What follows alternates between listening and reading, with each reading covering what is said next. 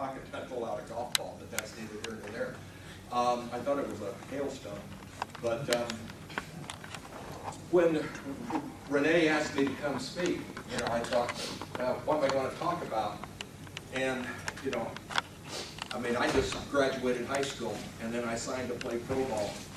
And back in 1961, and you kids, 1961, was when the Russians and the U.S. were in a space race and all this, and everybody was supposed to go on to college and become engineers and build the rockets that's going to go all over space. And I was valedictorian in my high school class. There was only 3 of us, but that was still, I beat the other 2 out. And so I went on to play pro baseball. And I grew up in a small Midwestern town in Indiana called Terre Haute. And I was probably a better basketball player than baseball player. But I knew 6'3" white guys that can't jump are not going to play basketball very long, so I opted to go the baseball route.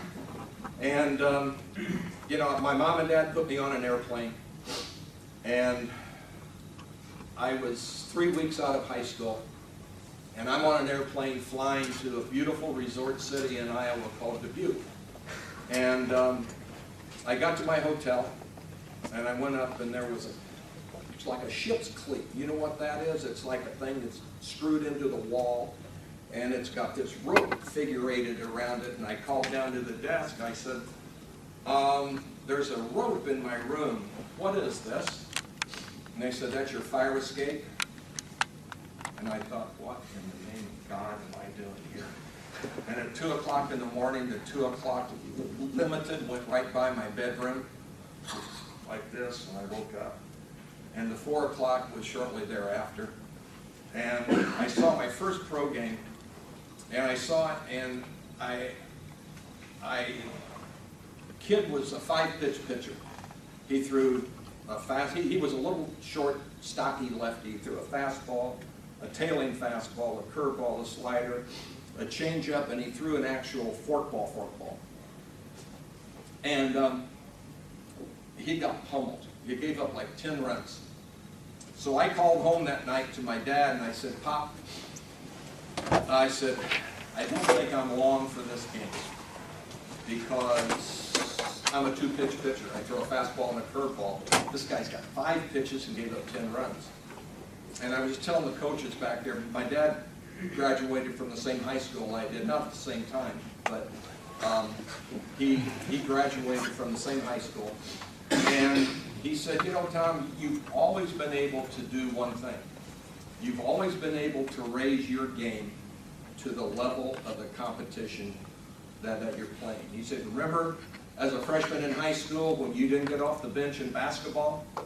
Yeah, in the second game, you didn't get off the bench in basketball. We were getting beat at halftime 23-1. And I finally got a chance to play, and you had a good second half. You got a chance to play the next game more. You got a chance to play more, and all of a sudden you're starting. And he said, you've always been able to do that. And he said, you've been able to do one thing, and that word is compete. And that's raising your game to the level of your competition. I loved, when I was playing for the Dodgers or the Yankees, I loved playing the good teams because I liked pitching against the Cincinnati Reds or the Phillies or the Boston Red Sox, or back then the Brewers had the Brew Crew that could hit the ball really. I loved playing those guys. I hated playing teams like San Diego, Montreal.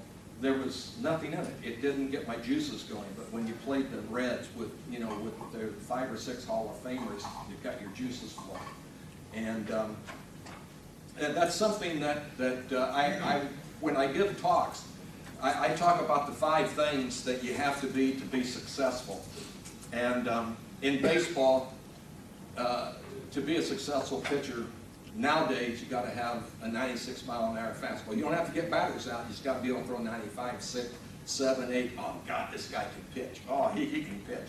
Can't get a batter out, but he can throw. Oh man, his fastball. When I coach, you have to learn the lexicon of sports. His fastball was electric in the zone, and I never figured out what electric, because all my guys were on battery power instead of electric power in the zone. And I said, why don't we just go on success?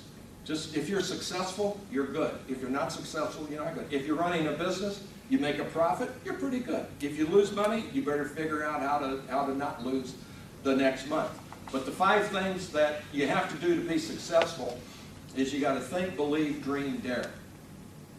And to think, you got to think of yourself as being good. You've got to think of yourself as being good. God didn't make junk. All of us were engineered to be good. The only reason we're not good is us. I had a manager with the Chicago White Sox that said, I don't care how the game goes, if you can look yourself in the mirror when you're shaving after the game and you can tell yourself honestly that you did everything you could do to win the ball game and you didn't win it, nothing you can do. If you can honestly say that. He said, you can go out and you can BS the newspaper, your friends, your family. Oh, you know, the shortstop, he should have made that play, and the third baseman dove, and he dove short, and the ball went by him. I should have been out of the inning. It's not my fault I gave up 8 runs. And he said, but, you know, maybe if you made a better pitch, or if you would have done this, covered first base, or whatever, if you did everything you could do, but you got to think of yourself as being good. There's never, good borders on cocky. And I tell you a case in point right now that I see. I love golf. And in fact, I'm obsessed with it. And Tiger Woods now, it is not the Tiger Woods that you saw before. Before, he had that cocky swagger, you know, and all this, because he knew he was good. He knew he could hit shots. He knew he could do all this stuff. And now you see him go down, and he says all the things. Oh, I was really hitting it good today. Boy, my game is just, it's right there. God, I was hitting the ball good, but he shot 76. No, that's not Tiger Woods. Tiger Woods had that swagger, knowing that he could hit the shot that he had to hit to win the tournament, or make the putt to win the tournament. That's not there anymore. So I don't think Tiger thinks he can do it now. I think that something's got to happen. Somebody's got to get through to him that he starts thinking he's good again. But in order to be good, you got to think of yourself as being good. The second one is think, believe. You got to believe in yourself. You got to believe in your team, your teammates, your coaches, your clergy, your school, your advisors. You got to have a belief in them. And you got to have a belief in yourself. I was playing for the Dodgers, and we had a manager who was there for he had 24 one-year contracts. His name was Walt Alston. And then a little fat Italian came over named Tom Lasorda. Lasorda had the same thing, one-year contracts. And the one thing that Lasorda said that first year that Alston never said, and it's why we believe that we could do it, is he said, you may not like the guy next to you, you may hate this guy, you may hate the guy across the room.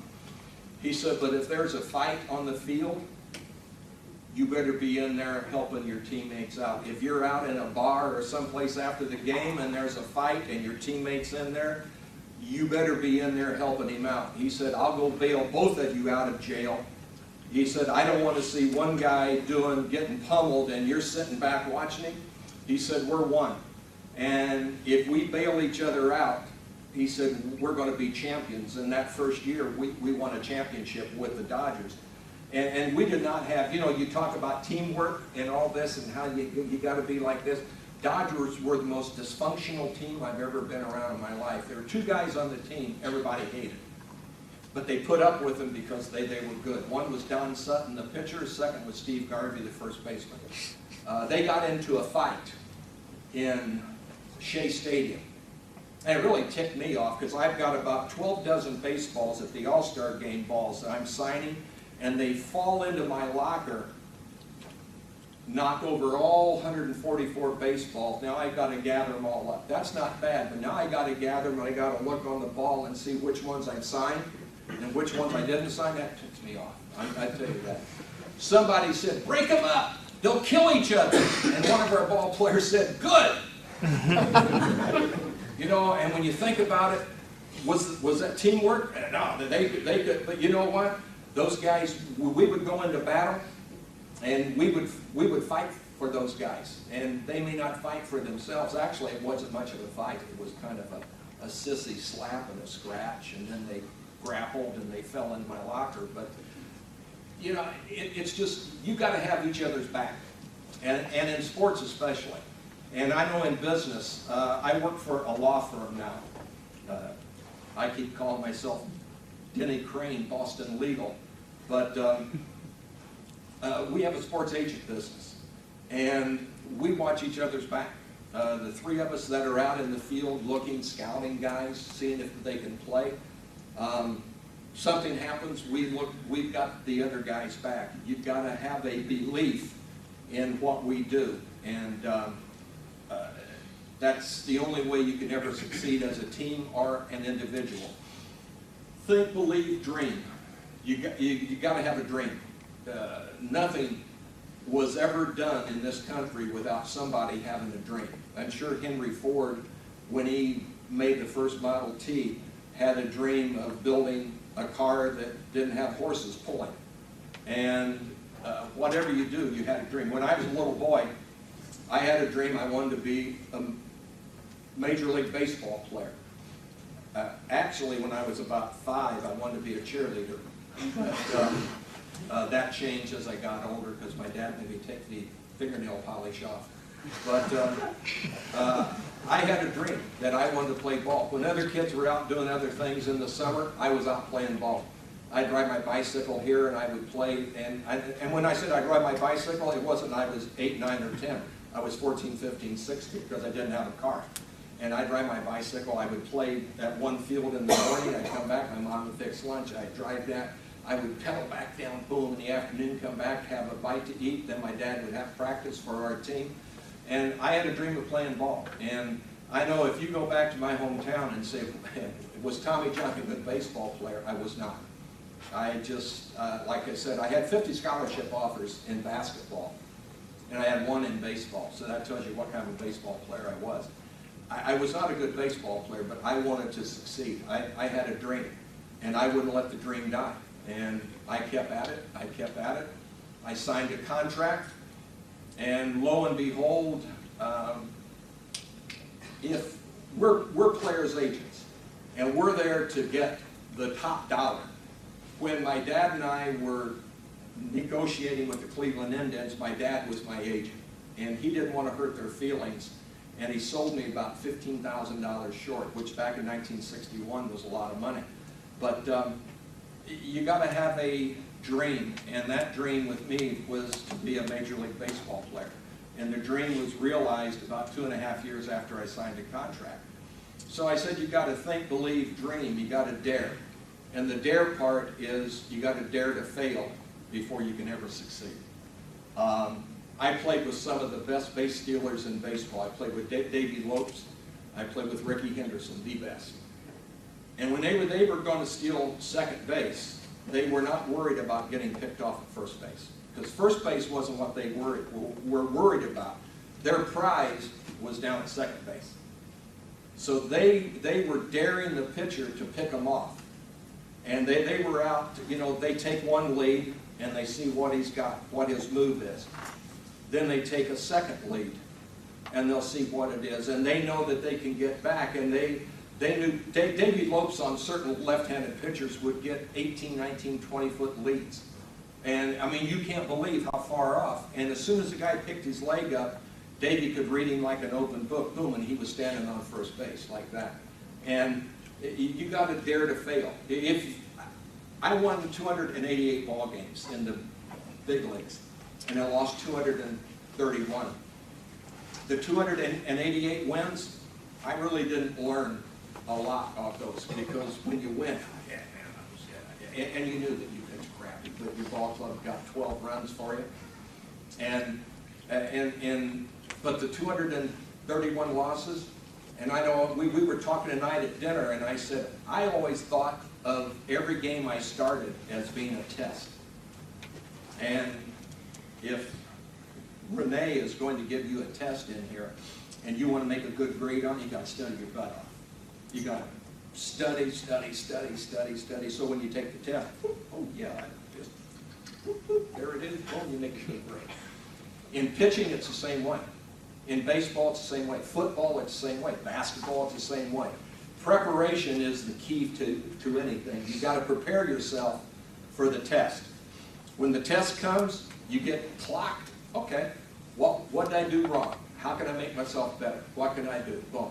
And that's how you succeed in baseball. I said there were 5. Think, believe, dream, dare. Well, I told you what the 5th one was, and that's compete. You've got to be able to compete with anybody. You've got to think of yourself as being so good and compete with them. And like I said, I was valedictorian in my high school class, and coming in my junior year, it was about the 2nd grading period. The dean of boys, this is how I thought. Nobody ever taught me this. I know my mom and dad didn't. But the dean of boys called me over and he said, "Hey, Junior, let's see your report card." Well, not bad. He said, "You got a B on this one." Yeah. And he said, "You know, how many B's you've had now?" And I said, "Well, I got, 2 in the 1st grading period and 1 in this grading period, so I've had 3 in 2.5 years. And he said, "You keep this up, you might be in the running for valedictorian." I said, "Really?" "Yeah." He said, "But there's like 6 girls in front of you. You'll never beat them." I said, "What?" He said, "You'll never beat them." "Hell, I won't."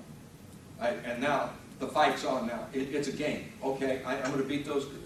And something inside me sprang to life. And like I said, my mom and dad were not that kind of people. But whatever it was, as soon as he said I couldn't beat them, okay, yeah, you can. And that's why I love to pitch against Tom Seaver or Steve Carlton or the really good pitchers, because I love to raise my game to the next level and compete. So you think, believe, dream, dare, and compete. And the thing about sports that I found over the years is clubhouses can change, managers can change. After 2 or 3 years of Tom Lasorda saying the same corny jokes, it kind of got old and all that. But, it's just, there's something about a winning clubhouse. Now, I played on a team with the Chicago White Sox that lost 106 ball games. You know how bad it is to lose 106 ball games? The only good thing that happened to me that year, well, I thought it was good, was I got married. And we still lost 106. I played with the Yankees that won 103. And I'll tell you what, playing 103 winning 103 is a heck of a lot better than losing 106. And the clubhouse, we had a good team with the White Sox guys, but there's something about a clubhouse that on a championship team, it's just different. You're expected to play well. I know when I was traded over to the Dodgers, you were expected to play like the Dodgers of old, of, the last generation, Sandy Koufax, Don Drysdale, Maury Wills, Junior Gilliam, all these guys. You were expected to play as well as them. Well, you had no idea how well they played because I never saw them on TV. But that was the expectation. And with the Yankees, you want to know what it's like to be a Yankee? The first year I was there, I walk in the door, just like this, to the locker room. And I come in, and it's Old Timers Day.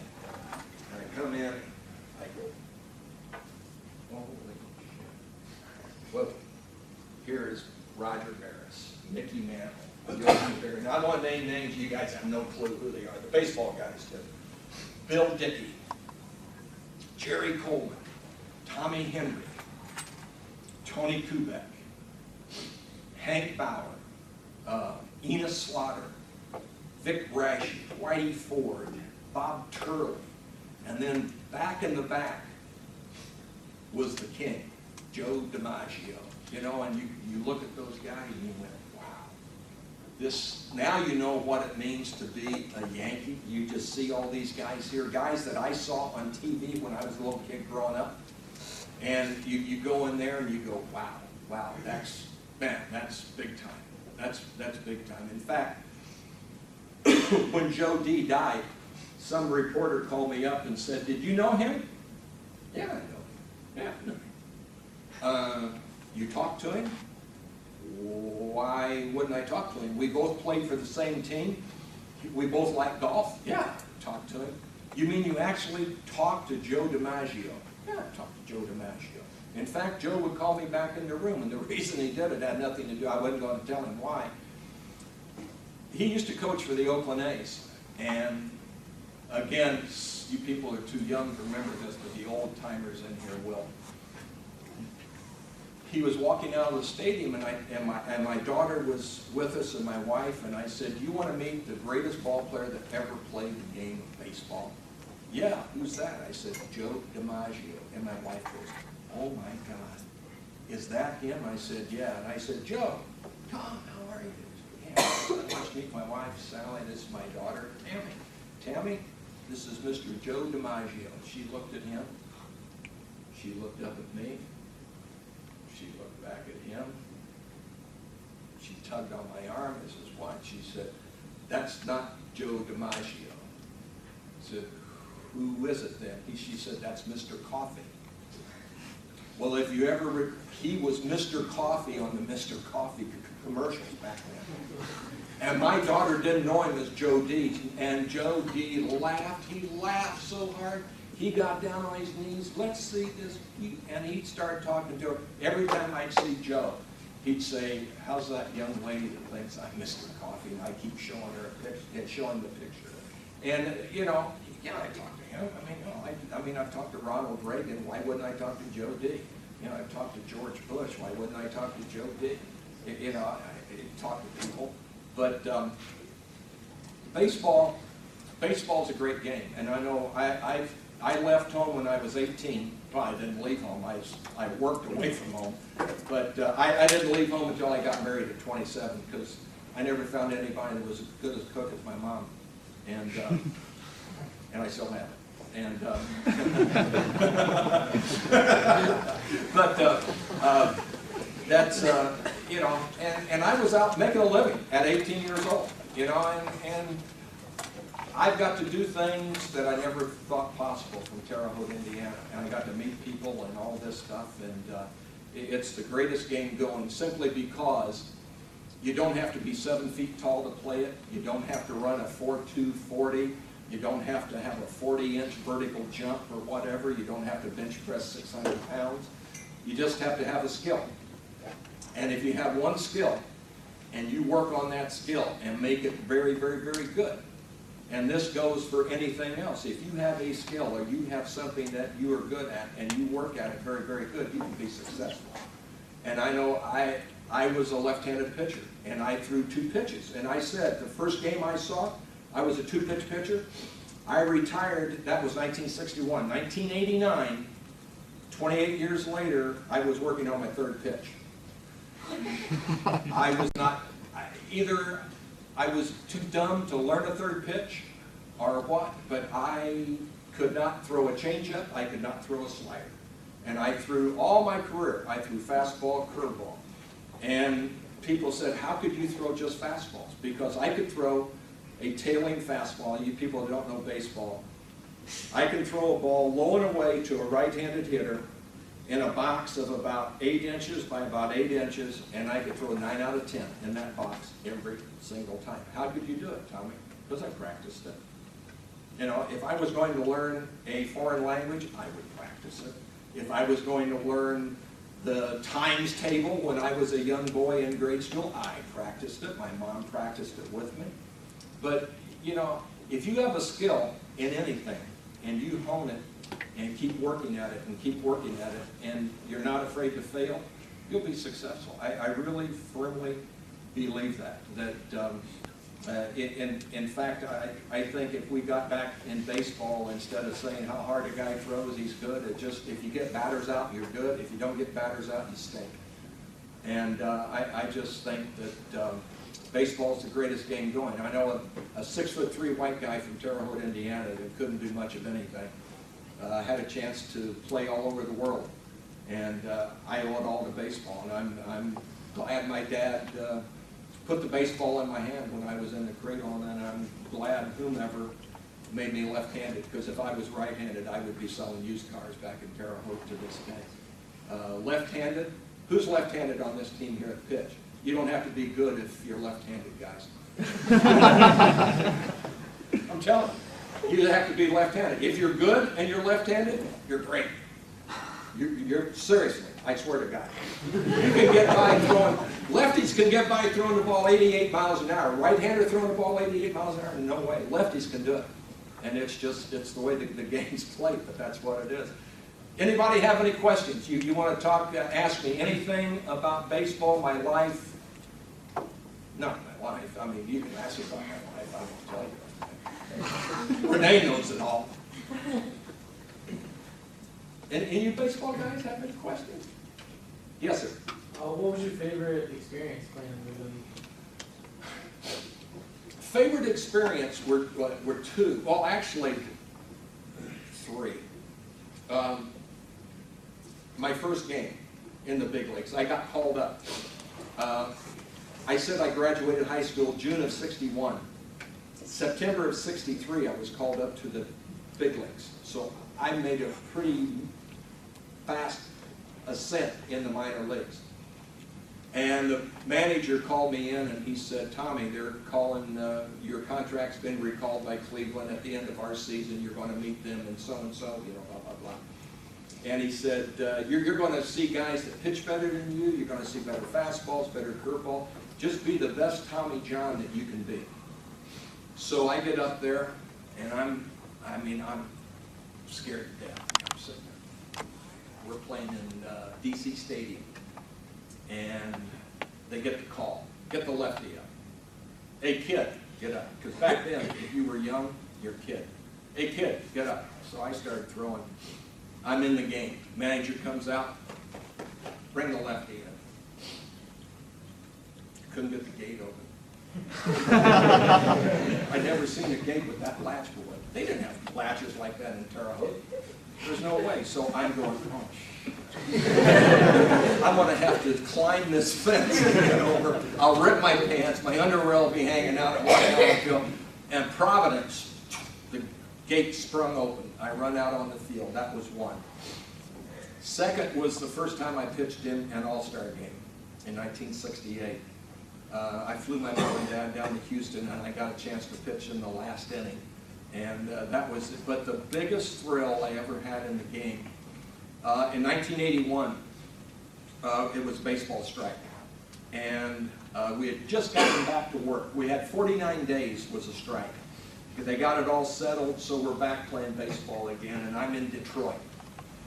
And I just played golf that morning with a friend of mine, and I'm out in the bullpen warming up before batting practice, and there's a phone call.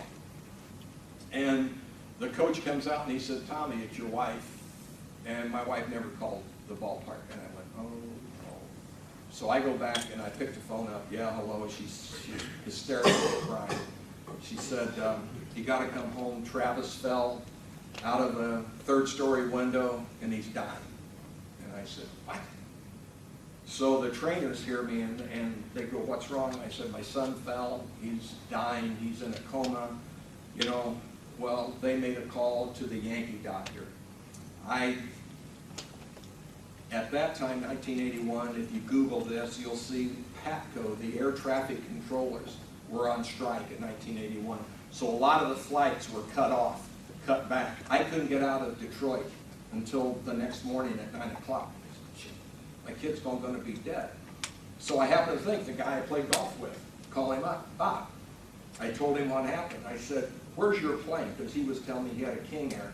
He said, well, it's out on a trip. I got some friends of mine that'll rent you their plane. So I flew back, got Travis to a hospital in New York City. He was in a coma for 17 days.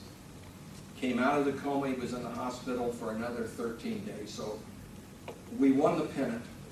My son's home, his head's shaved and all this. He's got holes in his head where they let the pressure out and all that. And George Steinbrenner asked him to throw out the first ball of the first playoff game in Yankee Stadium. Well, because of the strike, there was 2 rounds of playoffs, just like they have now. We had to play Milwaukee, who won the second half. We had to play, well, as it turns out, I'm pitching the opening game at Yankee Stadium, and my son's going to throw out the first ball. And my wife's 7 months pregnant with our 4th child, Taylor. And I asked my friend Reggie Jackson if he would escort my wife and Travis out to the thing. Well, Reggie's good at milking the crowd and all this, but I come in and I'm on the bench and Travis throws the ball out and he throws a strike right to the catcher and everybody's cheering, and then Reggie picks him up and he holds him up like this, you know, and he's holding to the crowd. There was like 58,000 people start chanting, "Travis, Travis, Travis." And I'm sitting there on the bench, I can't see, I'm crying so hard. And people say, "Boy, you had some big wins." That wasn't even a win. I got clocked in the game. I think I got beat 5-1 or something. But it was the greatest experience I've ever had on a baseball field. It had nothing to do with me, but it had something to do with the Yankee fans and my son Travis. And I will never forget that as long as I live, as long as I live. And I can go back there today, and I'll be doing something, and somebody will go, "Tommy, how's that kid of yours, the kid that fell?" Well, Travis is 33 years old now. He was 2 then. So, you know, I mean, that's how long it's been. And it's just, it's kind of nice to be thought of like that by the fans of Yankee fans. Anybody else? Got anything? Yes? I just want to ask you, with all like the steroid era going on right now, Yeah. and all those like players like Clement and Pettit, and like if you're put in that position, would you go any of them like Palmeiro or those 2 other players? I mean, I'll tell you what happened to Palmeiro. In his defense, he was hated so much by his teammates. You know, he said he got B12 shots from Miguel Tejada. Tejada tainted the B12 shots with steroids. And they were shooting him in the ass with the 2 B12s, but it had steroids in it to get him caught. Yeah, I mean, that's a teammate for you right there, you know. But, you know, with the money out there now, and what they did was not illegal, because steroids were not illegal. They just, in fact, what Mark McGwire did, you could buy what he took at GNC, Androstein. You know, was it immoral? Yeah. It was bending, it wasn't even bending the rules. There were no rules on it. You take them and there's, you know, you get caught, There's no penalty. You know, now there is. Would I have done it? You know, if I was scuffling, maybe. Because the whole thing is that you want to win. But I think over the long haul that I didn't have to have it. Because I keep telling people, if I would have taken steroids, I would have got my fastball up to 55, and that would have made it hittable. 45, it wasn't hittable. But it's, you know, I saw one of the congressmen that, you know, when they went in to do the thing before Congress, they had McGwire and Palmeiro and Clemens and all those guys. I told him, I said, you deposed the wrong guy on Clemens. And he said, well, who should we have done? And I said, the general manager of the Red Sox. And he said, well, why him? And I said, well, you ask him, why did you release him? Or why, not release him, why did you not sign him to a contract? They didn't sign him to a contract because he was throwing the ball 89 miles an hour. He was done. He went up to Toronto and hooked up with his strength coach up there, McNamee, and now all of a sudden the next year he's throwing the ball 96. You don't do that at his age. And also, if you see Barry Bonds, if you look at pictures of Barry Bonds when he first started out, he had a pea head. That son has about a 9 now. I mean, his head, in fact, I got into a debate with somebody on the radio, and I said, when I pitched, I wanted every hitter to be on steroids. Steroids doesn't make you a good hitter, it just makes you a strong hitter. You still got to hit the ball. And okay, you're stronger, so you're going to hit the ball harder, but you're going to hit it harder to the shortstop or second baseman or third baseman and it'll be a much easier out at first base. I didn't care what you took. I know there was a couple pitchers that won Cy Young Awards that had all kinds of formulas in them, not steroids, but amphetamines. I mean, they were frothing at the mouth, and they had and they're like this. You don't look like that if you're like. And I lost a couple of Cy Young Awards, and people said, "Well, what? You know?" I said, "I know if I peed in a bottle, all you would find in mine was either be Dr. Pepper or Mountain Dew. And those other guys, I don't know what you'd find in there. But was that right? I still beat them.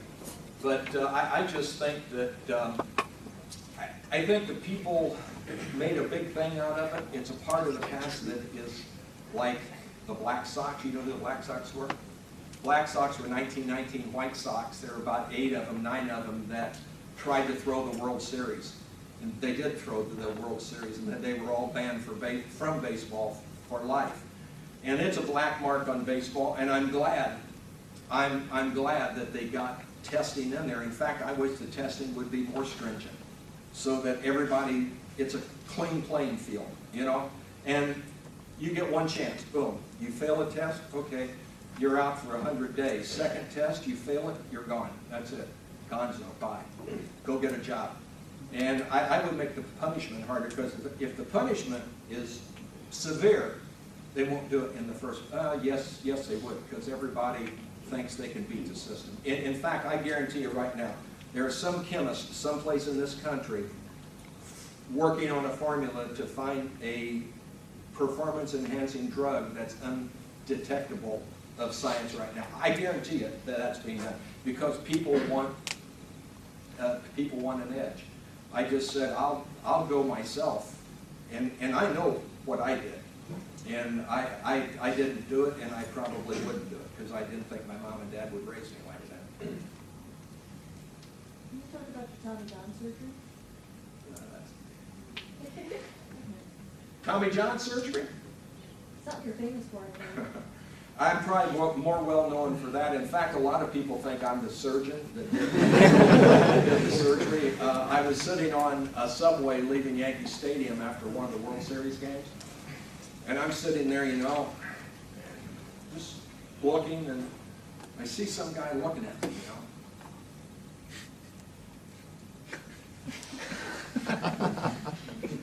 He goes,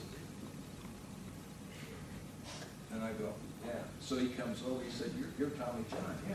He said, you see the girl sitting next to me? Her boyfriend just had Tommy John surgery. And I said, oh, okay. So he went back and he said, you see that guy? That's Tommy John. And she came over and she said, Dr. John, I just was But I first hurt my elbow when I was 13 years old. I went from little league distance at 46 feet to major league distance at 60 feet. And I was playing catch with my dad in the backyard, and my elbow hurt. He said, what's wrong? I said, my elbow hurt. Well, let's quit. Tried it again a little later, let's quit. So then we went down, we didn't have orthopedic, well, we had orthopedic surgeons, but we went down to see the local high school coach. And he said, yeah, you probably tore some fibers in there. I didn't pitch my 13-year-old year. I played first base and came back 14. I was fine. 15, 16, 17, signed a contract 18. Now I'm pitching every 4 days. And you got wear and tear. Boom, boom, boom, boom, boom. Come back in 62. Halfway through the season in 62, my elbow started to hurt. Started to get tender. 63, I'm having a real good year in the Eastern League. Real good year. And every game I threw. Right on the tip of that elbow, right there's a bone right there. You couldn't touch that. But back then, you didn't tell anybody. Because if you told somebody, if you told the trainer or whatever, they'd say, oh, you got a sore arm? You're gone.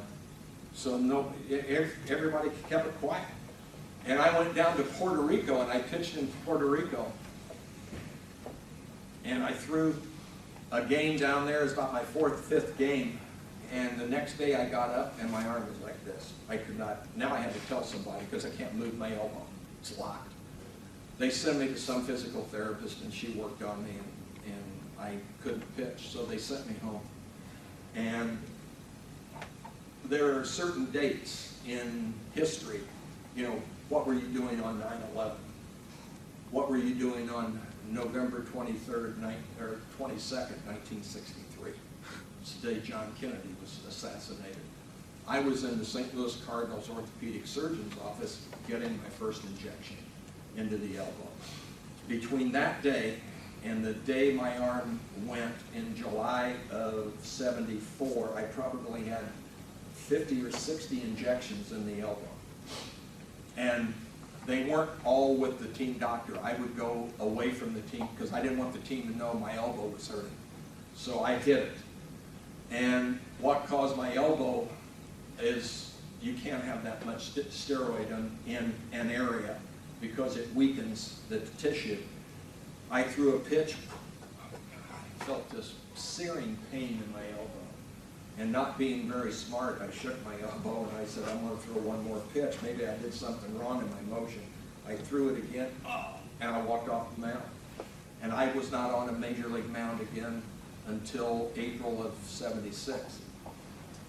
Dr. Jobe, the Dodger orthopedic surgeon who eventually did the surgery, told me, he said, see, now back in '74, you got to understand there were no MRIs, there were no CT scans, all we had were x-rays. The only way they knew that you tore a ligament is they held my upper arm down. You guys in science, it's called the humerus. And they opened me up to about here. And your elbow should only move about like this if you're loose jointed, but they could take mine to here. He said, I think you've torn it. So I said, okay, well, what do we do? He said, well, there's a procedure that they do in the hand and wrist that they take another piece of tissue, a tendon, and they graft it into the joint. And it's done in the hand and wrist a lot. And he said, I think we can do that. And I said, that sounds, I said, you give me some odds. And he said, well, I can tell you this. If you do not have the surgery, you will never, ever pitch Major League Baseball again, ever. I said, if I have the surgery, he said, maybe 1 in 100, 2 in 100. He said, not very good. I said it was valedictorian, right? I know 1 or 2 in 100 is a whole lot better than 0 in 100. So there was people asked me, weren't you scared? Why not? There's no downside risk. There was no downside risk. And if I didn't have it, I wasn't going to pitch. If I had it and it blew up, I wasn't going to pitch anyway, so I might as well have it. I had it done. And the only way that we knew then how to make your arm stronger is to throw a baseball. And I threw a baseball when they started letting me 16 weeks post-surgery. And today, pitchers can start throwing a baseball 16 weeks post-surgery. So that part has not changed a bit. All the other rehab has gotten better, but I pitched in a ball game 1 year, 1 day after surgery. And I came back, and the next 13 years I pitched, from '76 until '89, I never missed a start. So obviously what Dr. Jobe did and what I did in the recovery was good. And I think now there's about 100, 125 players in the major leagues that have Tommy John surgery. And that number is going up every year because all these young kids are having it. And basically, my initial injury was because of steroid injections, but most of the time it's from overuse. And Dr. Andrews, who does a lot of these surgeries, are starting to see kids 12, 13, 14 years old coming in with Tommy John surgery. And he said that borders on child abuse, that parents make these kids play year-round baseball and all this, thinking that they're going to be the next pitcher, the next Roy Halladay or whomever, and that's the worst thing that can happen. You know, God heals and nature heals, and if we just let it heal, and I'm not talking about 2 or 3 weeks, I'm talking about 2 or 3 months. Just take it off. Don't throw a baseball when you're a kid. Play other sports. Well, You know, they want you to be a one sport player now in high school, most high schools. One of the best ball players in baseball is Alex Rodriguez. Alex was quarterback on his football team, point guard on his basketball team, shortstop on his baseball team. So playing 3 sports certainly did not affect his rise to Major League Baseball. In fact, probably made him better because he didn't overuse one thing. But Tommy John surgery is being done. Dr. Jobe doesn't do it anymore. Dr. Jobe's about 85, but actually his claim to fame is not doing the first Tommy John surgery. His claim to fame is his backyard in Brentwood backed up to O.J. Simpson's backyard. And I told him, when you're out there pruning the rose bushes, you'll find a knife in your yard. But that's his claim to fame. And he said, well, there were some wild parties over there. He said, I'll tell you that. But Dr. Jobe, Dr. Andrews, there's a lot of great doctors doing this surgery. And, you know, people ask me, how do you feel about it? Well, somebody has to be first in something. And I said, I'm just glad I was the first one and I was successful. In fact, I asked Dr. Jobe, what's your most successful Tommy John surgery? And he says, well, the first one I did was the best I've ever had. And simply because, like I said, when I came back, I pitched 13 years and didn't miss a start. And a lot of time now, guys try to come back too soon, and they'll end up injuring it again. But Tommy John surgery, I will be dead, in the ground, in my casket, out in dust. And there'll be Tommy John surgery. It'll still be going on because there'll be kids trying to throw the ball as hard as they can 12 months a year. And I wish I got a residual off every time that was said or used or done, because I wouldn't be here right now, I'll tell you that. I'd be in Palm Springs playing golf. Anything else? Good question, though, Teach. You were surrounded by great players, up, down, cut, Yeah. state. Can you put your finger on one characteristic that enabled sustaining power for most people to be able to be up as long as they were? I think it's what I was talking about when the Dean of Boys said that I couldn't beat those girls. It's something inside you that makes you want to play hard all the time. You know, playing 162 games in a year in baseball, you don't realize how much wear and tear it has on your body. The traveling, you get into a city at 4 or 5 o'clock in the morning and you got to play that night. And you go out there and you got to your body has to get used to it. Derek Jeter is a perfect example of it. He plays hard all the time. Cal Ripken Jr., for all those games, all those years, played the game hard all the time. Wasn't something that anybody told me, just something inside that you feel that you've got to do. And it's like, I was at a Fellowship of Christian Athletes dinner one time, and the guy was talking about sports and about training and all this, and he said, if somebody gives you a gift at Christmas, and you get it, and you say, oh man, thanks a lot, I really appreciate this. He said, well, God gave you people a gift of sport, whether it's baseball, football, basketball, or what. How do you say thanks? How do you say thanks? You don't say, hey, thanks, God.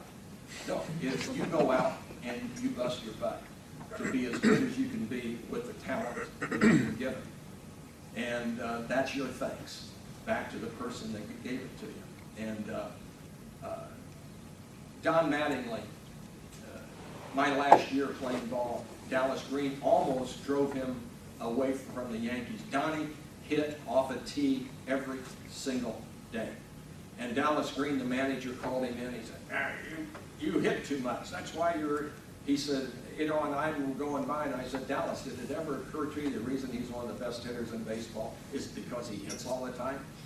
And you don't need to hit all that time. Yes, you do. But Donnie felt that if he didn't swing a bat every day on a tee and work on his stroke, staying inside the ball, he couldn't hit. And is Dallas right? Yeah. Is Mattingly right? Yeah. They're both right. Well, to me, I go with, if I've got a pitcher and the guy said, I can win doing this, okay? I'll give you a chance to do it your way. If you're successful, do it. If you're not, then let's do it my way. And Donnie's way was work, work, work. All the good guys that I played with had a great work ethic. They trained hard, they practiced hard, and they played hard.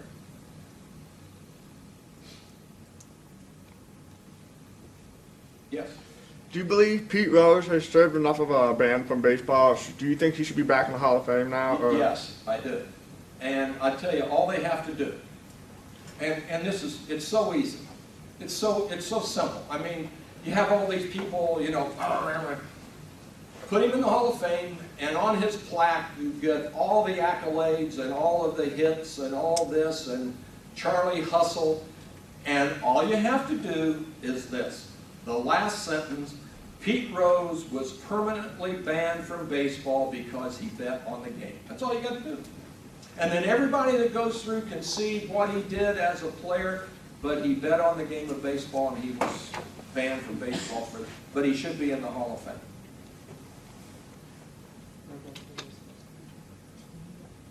At least I think he should. Hall of Fame doesn't think so, but then. None of you baseball guys have anything? Yeah, there's a good one. Who was the toughest guy for your pitching against? Who was the toughest guy to get out? Statistically, it was Ned Yost, the manager of the Kansas City Royals. He was 12 for 14 off of me.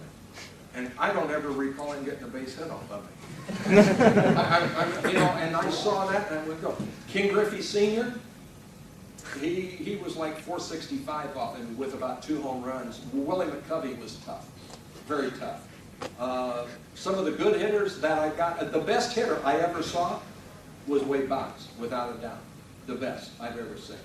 I got Mattingly out, I got George Brett out. Pete Rose had me in the top 3 pitchers that he ever had to face, hardest to hit.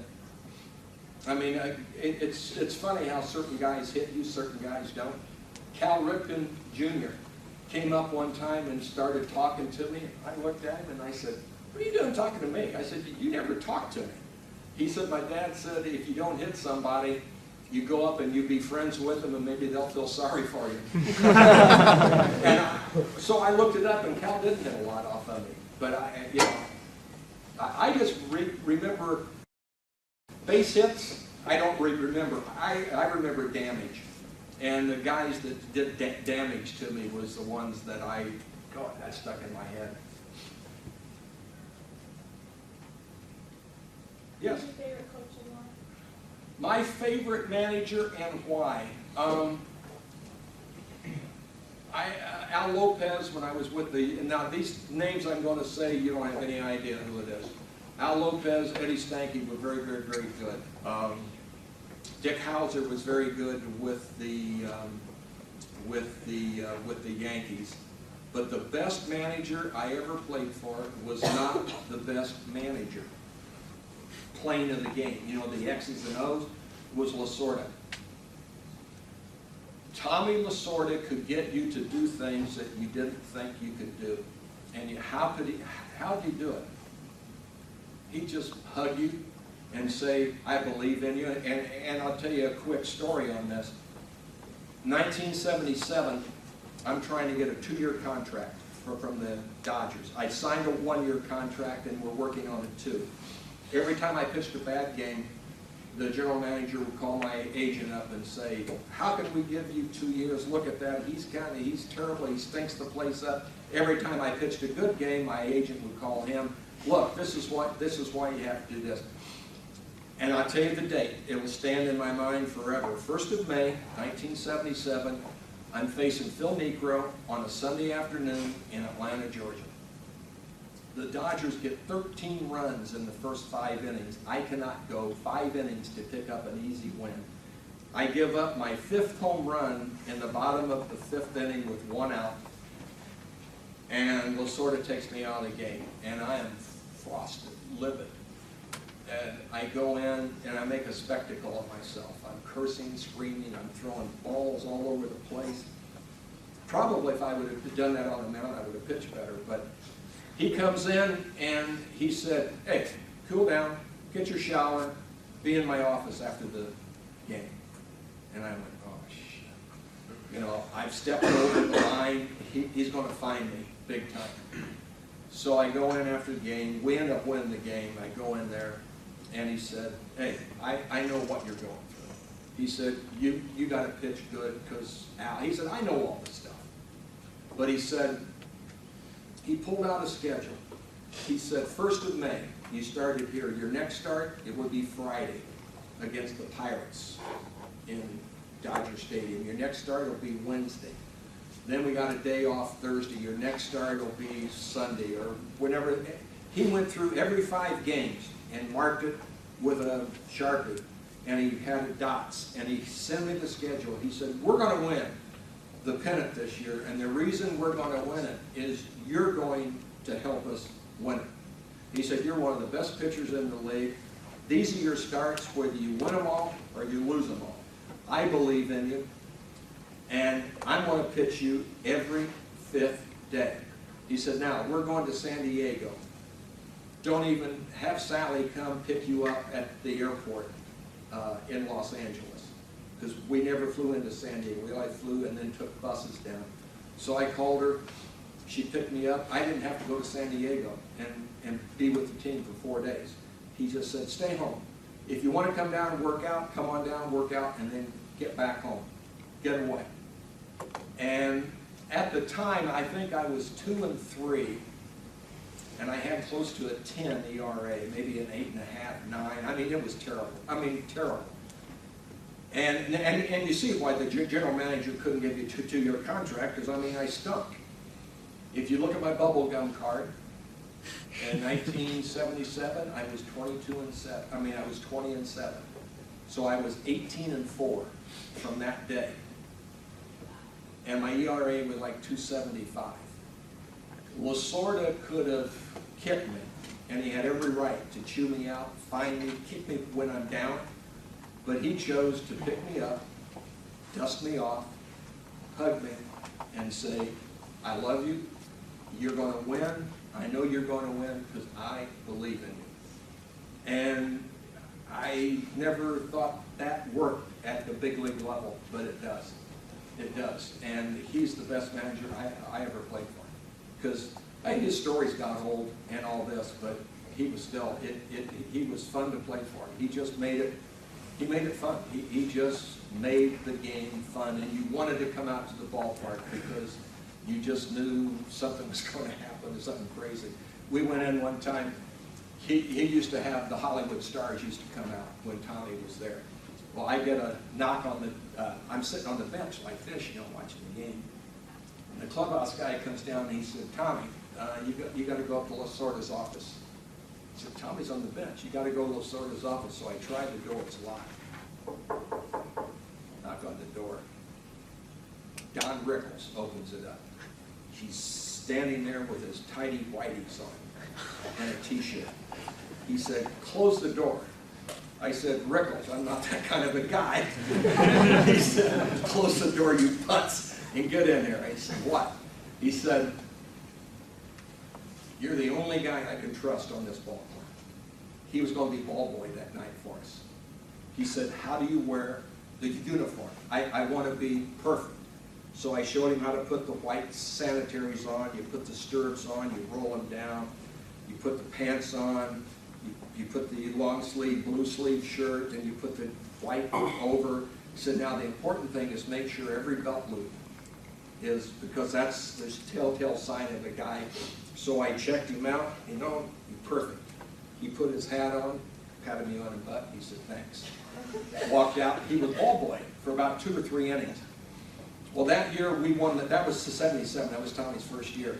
We win the pennant. First game, I'm pitching against Steve Carlton. We lose in 12 innings and played crap. Just played terrible. So the next night, Lasorda brings in a sports psychologist to talk to us about how to play the game. And the door opens, and the sports psychologist is Rickles. And he comes in. And the Dodgers at that time had the locker room alphabetical order so that there's no clicks. You know, I mean, A, B, C. So he started down. A was Rick Auerbach. You know, I mean, it was blue. I mean, it was filthy. But it was down, you go, and then he's ripping everybody. Yeah, guys, Bert Hooton, Charlie Huff, Tommy John. He said, you, debt's paid, next guy. Guy said, what was it? I said, oh, it was something I did with Don earlier this year. But Lasorda would do stuff like that all the time. One time we were playing the Reds, big series. Nobody's in the clubhouse. They're in Lasorda's office. Jonathan Winters is there doing 30 minutes of Jonathan Winters, the filthiest stuff you've ever heard in your life. And the guys are laughing and they're rolling on it like that. The game, we got to go play a game. Let's go. And we go out and we smoke it. But Tommy was great on doing stuff like that. Just, you know, getting you to enjoy yourself and then go out and play the game, because it's a game. It's a game. You get paid very, very handsomely, but it's a game. I mean, I thought I was making a lot of money when I made $75,000. You know, now those guys get that in pitch. I got a contract now in Legos. I get paid in Legos. Anything else? No?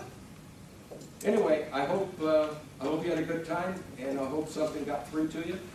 And if you want, I'll be here afterwards. I'll be listening to the Legos and all that. And baseball guys, preparation. Prepare for the test. The test is the game. If you're a pitcher, it's your start. It's your timeout of bullpen hitters. It's every time you're at bat. Prepare. If you prepare properly, you got a better chance to succeed than if you don't. That's, believe me, that's the truth. It's the truth. Anyway, thank you all very much.